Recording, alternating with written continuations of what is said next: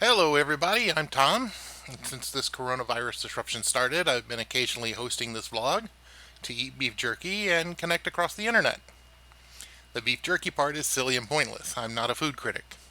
But this vlog has let me explore some fun ideas with you, especially regarding game design. And I plan to keep doing it. Today's date is the 5th of June, and we continue to steam on with our kind of 10-part sub-series with our mythic meats, um, or mythical meats, uh, variety pack of beef sticks. But first, I wanted to talk about roguelikes. So this is a picture of a very classic standard roguelike. It's actually called Thom, Ancient Domains of Mystery, created by a German man named Thomas Biskup, I think. Um, and So you can see, I love this picture because it shows a lot of things very clearly. The dungeoneering part of roguelikes, the very grid-based, square-based part of roguelikes, the tunnels and small rooms, the items lying around on the ground, the lots of numbers that underlie the game mechanics. Um, I mean, this picture gives you a really good idea visually of kind of the tropes of a roguelike. Roguelike as a term in the video game industry as a whole, I think has been terribly overused, and it's actually very easy to find a game that says, oh, it's roguelike or has roguelike elements, when it really doesn't have anything to do with a roguelike. Having said that, before you start to smell the stench of gatekeeping, I have to point out that no, I'm not going to gatekeep. Frankly, nobody owns the license to the name roguelike, so anybody can call any game they want to a roguelike, and I won't cry. Um, I do know, however, that there is a kind of an association of European roguelike purists and diehards, and quite a while ago, I think 2005, they got together in their yearly European meeting and created something called the Berlin interpretation, which was created in their meeting in Berlin. And that laid out the definition for them of what a roguelike was. Almost immediately, people started laughing and sniggering and saying, oh boy, what a waste of time. But the Berlin interpretation is out there if you want to Google it. And I think it's instructive. As a rule, as a game designer, I feel like anytime I can find out what the rules are, I can find out what the structures and the boundaries of a game system are. That's great and important because it shows me the way to break out. If a game system says everything must be blue, thank you. I will now proceed to make my stuff red. If you see what I'm saying. And I'm certain I'm not the only artist who thinks that way. Um, at any rate, so roguelikes are kind of a big deal for me because I enjoyed them. I've enjoyed them for so long. I recognize how how important they are historically to game development, um, and uh, and I mean games like Diablo, which a lot of people play and enjoy and know. Yeah, that game originally came from roguelikes. It was supposed to be a graphical roguelike from the beginning. The original developers were like, we love roguelikes so much, we just think it should be with pretty graphics, which the original roguelikes were not. Um,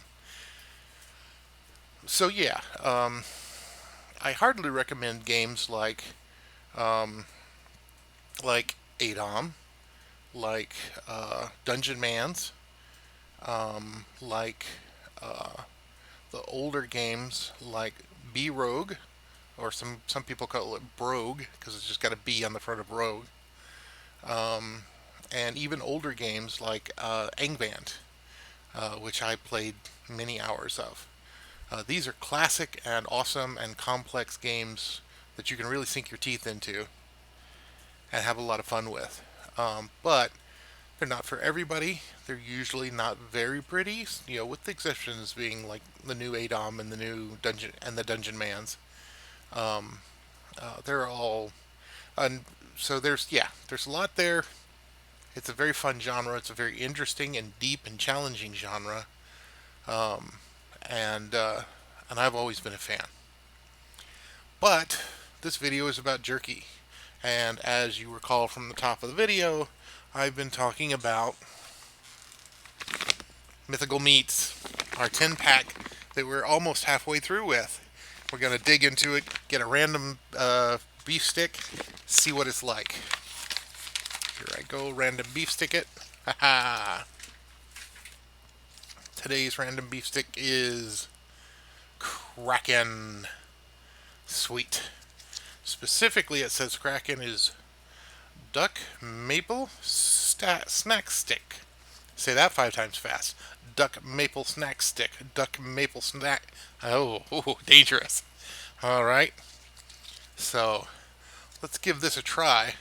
The 4 previous ones we had were actually very good in sense of being very different. We had 4 different sticks and they all tasted very distinctively different. And they were all pretty good as snack sticks went. Let's try this Kraken. Okay. Yeah, there's a little maple. Hmm. Hmm. Hmm. Hmm. Hmm. So far, surprisingly mild. Hmm. Yeah. Yeah, I would say compared to a lot of the other flavors from this pack, surprisingly mild. Not offensive at all. Um, as I mentioned, with every one of these sticks, I've tried beef sticks and a lot of them are very, very greasy, too greasy. These are not too greasy, just the right amount of greasy.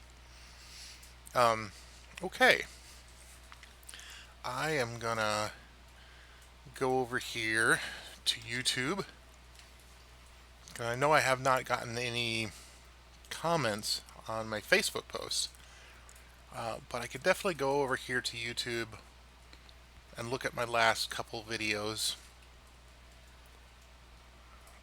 and see if I can find any comments.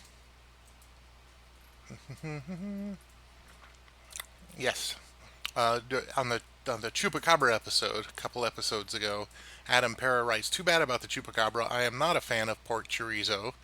My brother introduced me to beef chorizo. It goes well with scrambled eggs." Yeah, and Lucinda incidentally also said loved it. Um, Thanks, Adam. Yeah, you know, pork and beef chorizo, it's not bad, but it's definitely not my first thing.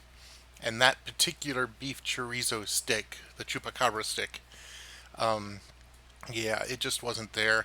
There was a whole, Southwest chili flavor set to it, and I'm a big fan of chili, but that would have been chili that I would have said no to.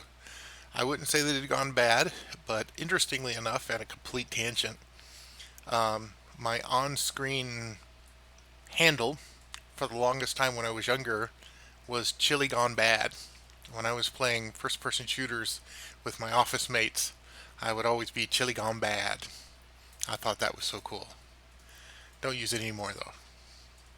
Alright, so yeah, this was the Kraken beef stick. And for a mighty underwater dweller that destroys ships, I would say this stick was surprisingly mild and inoffensive. Um, but still, yeah, distinctively, flavored. So I am looking forward to getting on the backside of this and getting the other 5 sticks done over the next 5 days. So I hope you'll join me for that. And as always, you can click on the little notification bell if you want to be notified when the next video comes out.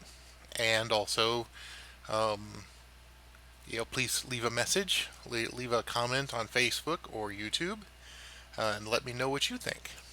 Thanks a lot, and I'll see you next time.